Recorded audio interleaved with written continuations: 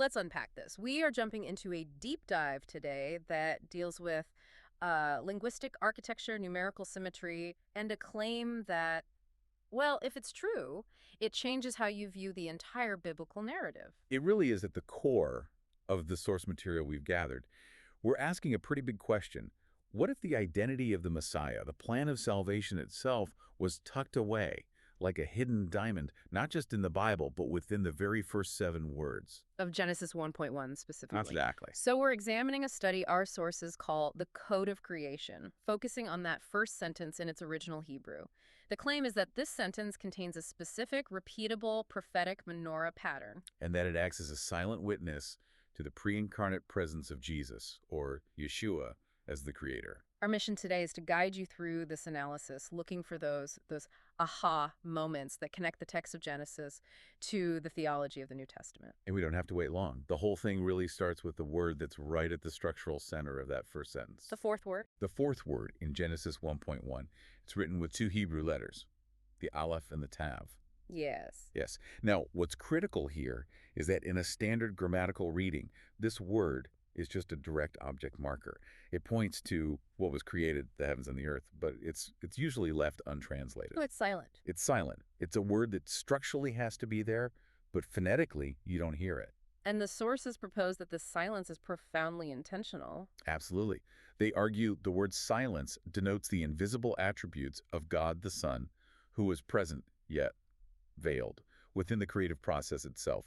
And it's not just any word. It's made of the first and the last letters of the Hebrew alphabet. And here's where it gets really interesting for you, the listener. If we accept this idea of a silent creative agent represented by the beginning and the end, The Alef and the Tav. we find Jesus identifying himself in the conclusion of prophecy, the book of Revelation, using this exact same concept. That's the theological key that unlocks this whole thing. In Revelation 22, Jesus declares, I am the Alpha and the Omega, the first and the last, the beginning and the end. Alpha and Omega being the first and last letters of the Greek alphabet. Right, so you have the beginning encoded in the end, and the ends revealing what was encoded right there at the beginning, the Alef and the Tav.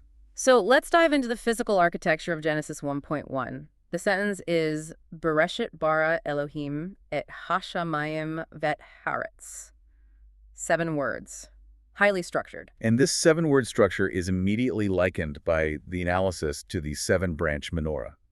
The golden candelabra from the temple. Okay, I can see that. If you read the sentence from right to left, as you do in Hebrew, the 7 words, they mirror the 7 branches of the menorah perfectly. Which brings us back visually and numerically to that silent word, the Aleph and the Tav. Exactly. It corresponds precisely to the 4th stem, the central stem. And if you've ever studied the temple furnishings, you know that 4th stem isn't just the middle one. It has a really important job. A profound function.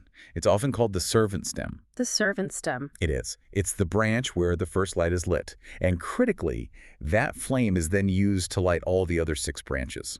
It's the source of light for the whole thing, acting in servitude to the rest. That immediately connects to the messianic prophecy of the 2 comings, doesn't it? There was the expectation of Messiah ben Joseph, The suffering servant. and Messiah ben David, the reigning king. That central stem just seems to scream, servant. It really does. And the source material argues this, gives immense context to Jesus' own words. I mean, look at Matthew 20.28, where Jesus says, the Son of Man came not to be served, but to serve, and to give his life as a ransom for many. Wow. So the creator who spoke everything into being codes his primary humbling function service right into the architectural center of his own creation story. That's the argument. It's just sitting there in plain sight. That is powerful. But let's go deeper into the Aleph and the Tab itself. We've established its position matters, but let's talk about the symbolism, because those Hebrew letters, they aren't just sounds, are they? No, they're ancient pictures. The Hebrew alphabet is a complete system of imagery. So we're going to decode what the letters themselves reveal. Exactly. And when you break down the core pictorial definition of the Aleph and the Tav together, it synthesizes into a phrase that is, well, it's central to Christian theology. Adonai on the cross. Okay, wait. Finding Adonai on the cross in a silent 2-letter word in Genesis 1.1, that seems like a huge theological leap. How do these analyses justify that? Well, you have to break down the individual components that delineate the 2 comings of the Messiah. So let's start with the Tav, the last letter. Okay. Pictorially, the Tav originally represented a mark or a cross. It signifies the security of the eternal covenant, often sealed by a mark or, symbolically, by the nails of the crucifixion. So the Tav represents the suffering Messiah, the Lamb of YHVH, the Messiah ben Yosef, suffering on the cross. That covers the first Advent. Precisely. Now we look at the Aleph, the first letter. The Aleph depicts an ox's head. It symbolizes strength, leadership, the master.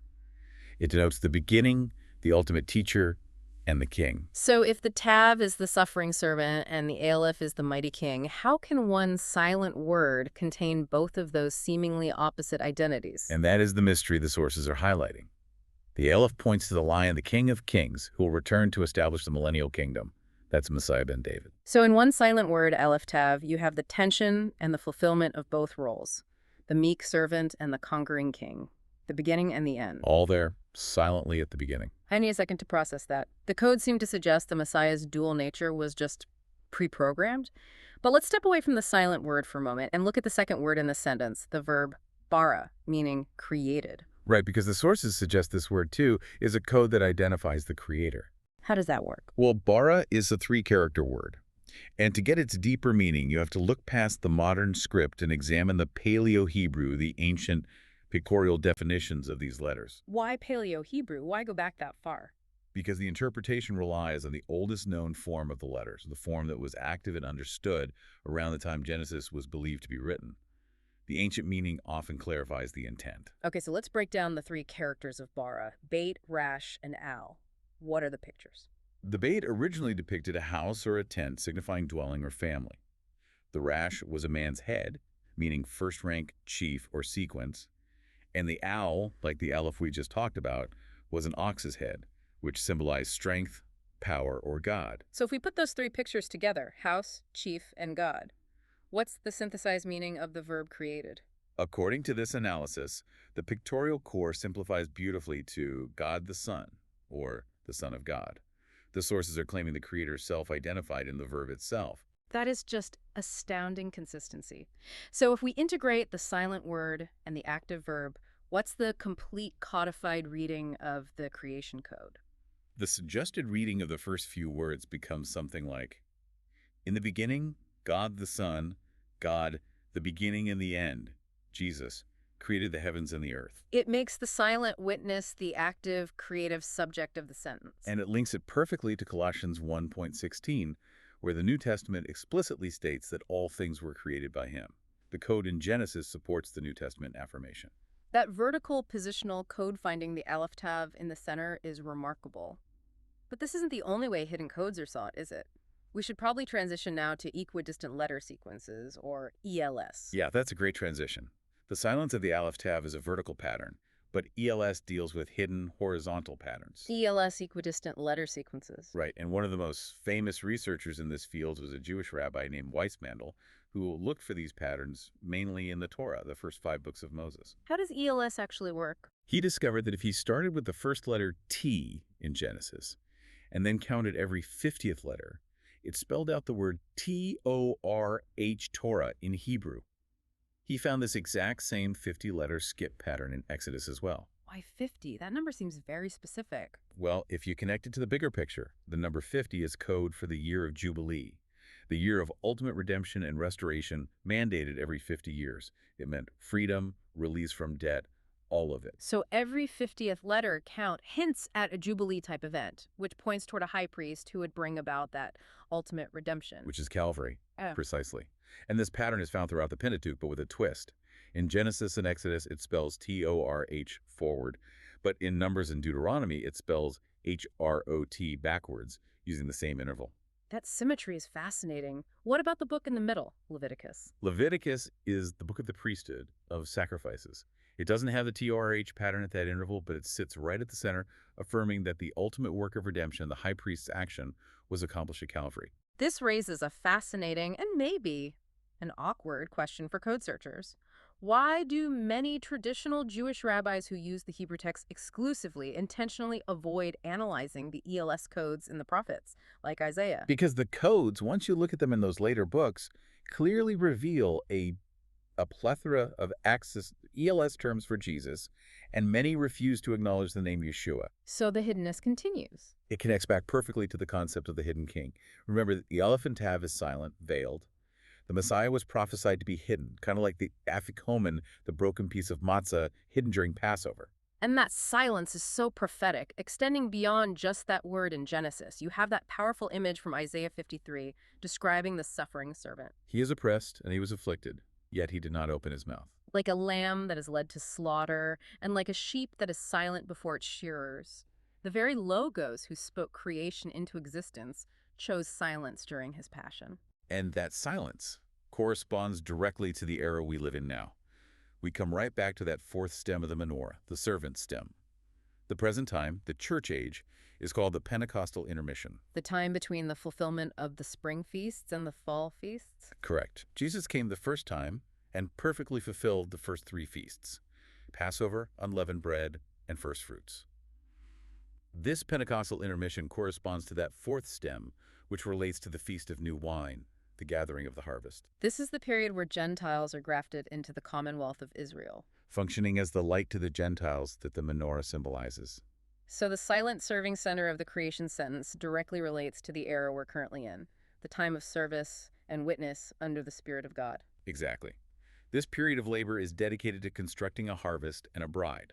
It will conclude its commission, according to this view, at the rapture point. After that, Jesus will return to fulfill the last three feasts: trumpets, Yom Kippur, and Sukkot, ushering in the kingdom era. What a profound journey into hidden language. We started with two silent letters at the literal beginning of Scripture, the Alef and the Tav, and discovered the pre-incarnate Jesus, the Alpha and Omega, structurally positioned as the humble servant. And whether you examine the seven-word menorah pattern, or the pictorial breakdown of the word bara, or even the complex ELS sequences in the Torah that point to the Jubilee, the consistency of the theme is just striking. The underlying structure points to the Messiah as creator and redeemer. So what does this all mean for you now? The source material suggests that the central menorah stem connects to this current Pentecostal intermission, which is meant to yield a harvest. If this specific period of spiritual labor concludes when the church commission ends, at the rapture, what does it imply about the timing and nature of the transition between our current age and the coming kingdom era, specifically regarding the fulfillment of the Feast of Trumpets? It suggests that the conclusion of one era is the immediate signal for the beginning of the next, something to consider as you study these ancient patterns.